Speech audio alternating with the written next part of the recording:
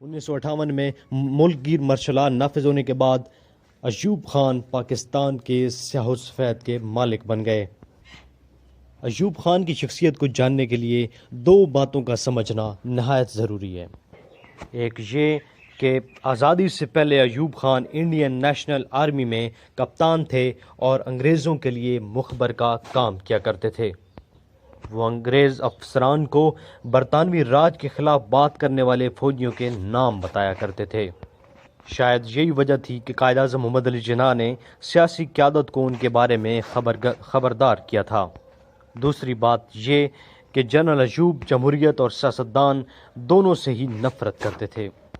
اس کا اظہار انہوں نے اقتدار سنبھالنے کے فوراً بعد امریکی صحافی کو انٹرویو دیتے ہوئے بھی کیا، جس میں انہوں نے بتایا کہ سیاستدان ملک کو لوٹ رہے تھے، چنانچہ ملک بچانے کے لیے انہیں اقتدار سنبھالنا پڑا۔ وہ پہلے ڈکٹیٹر تھے جو برملا کہتے تھے کہ عوام ابھی اتنے باشعور نہیں ہوئے کہ انہیں ووٹ کا حق دیا جائے۔ جمہوریت اور سیاستدانوں سے ان کی نفرت اتنی زیادہ تھی کہ انہوں نے ایبڈو اور پراڈا جیسے بدنام زمانہ قوانین بنائے۔ ان قوانین کے تحت 7,000 سیاستدان 7 سال کے لیے نااہل قرار دیے گئے۔ نااہل قرار دیے جانے والے سیاستدانوں میں سابق وزرائے اعظم حسین شہید سہروردی اور فیروز خان نون جیسے بڑے نام بھی شامل تھے۔ ان لوگوں کو نااہل کرنے کے لیے کرپشن اور ملک دشمنی کے الزامات لگائے گئے۔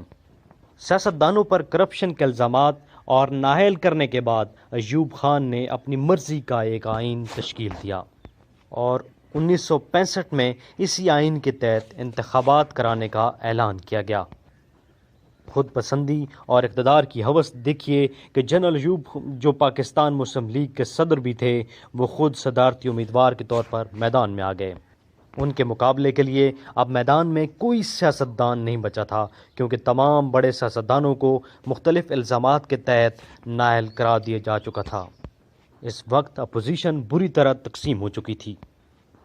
ایوب خان کا خیال تھا کہ وہ بہت مقبول ہیں اور بآسانی جیت جائیں گے۔ ایسے میں تقسیم شدہ اپوزیشن نے بھی شاندار پتہ کھیلا۔ انہوں نے متفقہ طور پر قائد اعظم محمد علی جناح کی بہن محترمہ فاطمہ جناح کو صدر پاکستان کے امیدوار کے طور پر کھڑا کر دیا۔ ان حالات میں وہ پاکستان کی واحد امید تھیں۔ جنرل ایوب خان محترمہ فاطمہ جناح سے خوف زدہ تھے۔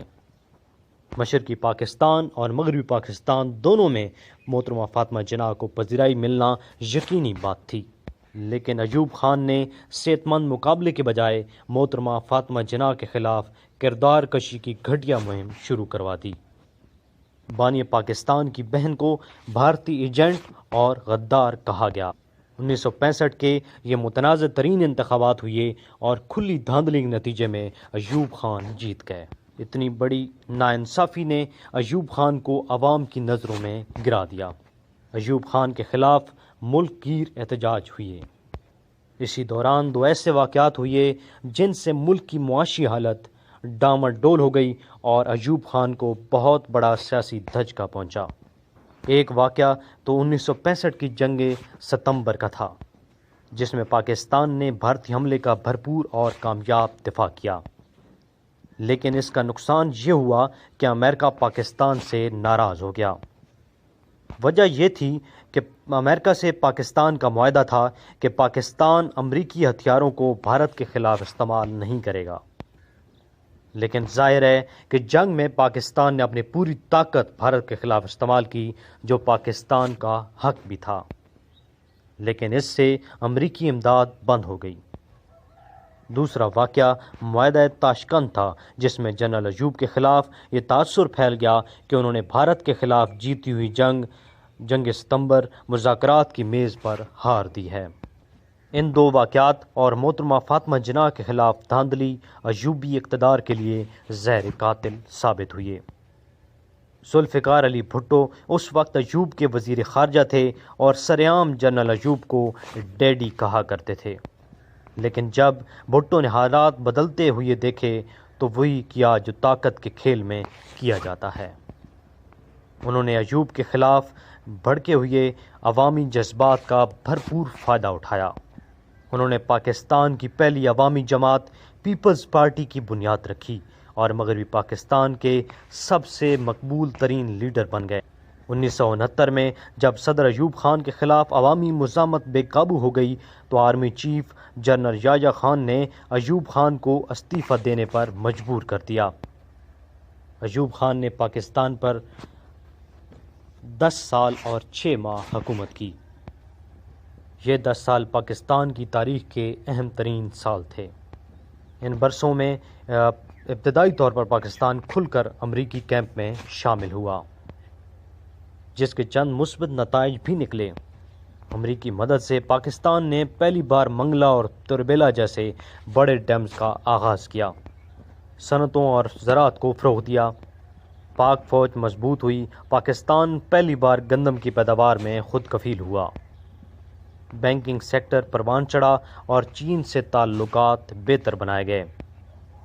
لیکن ایوب کے دور کی سب سے بڑی ناکامی یہ تھی کہ ان کے دور میں مشرقی اور مغربی پاکستان میں دوریاں اتنی بڑھ گئی تھیں۔ محض 3 سال کے بعد پاکستان 2 ٹکڑے ہو گیا۔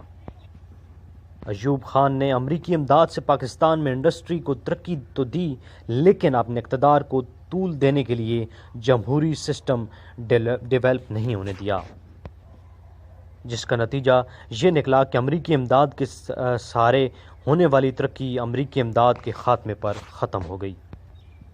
منگلا تو مکمل ہو گیا، لیکن تربیلا ڈیم کے لیے پیسے ختم ہو گئے۔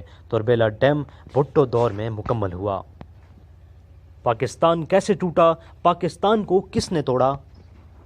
پاکستان توڑنے کے ذمہ دار فوجی جرنیل تھے یا سیاستدان؟